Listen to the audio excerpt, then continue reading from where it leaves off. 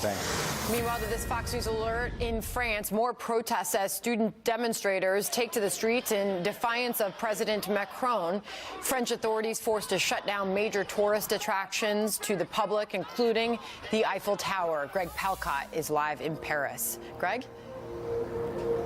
That's absolutely right, Sandra. The Eiffel Tower behind us is one of the many landmarks that'll be closed down tomorrow as Paris gets ready for trouble. Driving through the city, we saw windows being boarded up. We saw metal gratings being taken away that could be used as weapons by the protesters. We saw shops, restaurants, banks, and other tourist attractions getting ready to be shut down. And some 89,000 police nationwide were being readied for action to try to head off the kind of damage we saw last Saturday. 2 people were killed here, 130 people were injured, 400 people were arrested. Authorities today say they expect, quote, significant violence. Also, they say their mobilization will be total.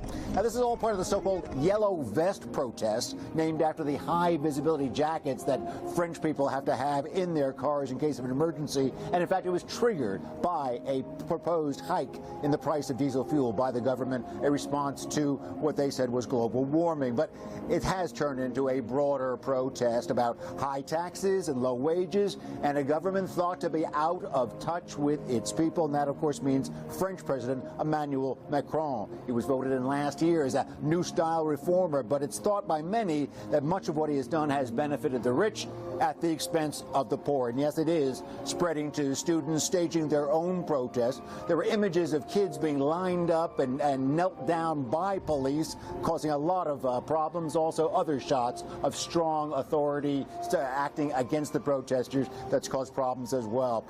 Sandra, officials claim that these generally peaceful protests have been hijacked in the last couple of weeks by violent fringe elements, but that has attracted attention, and some of the leaders of these protesters will be meeting with Macron's right-hand man, the Prime Minister, here tonight.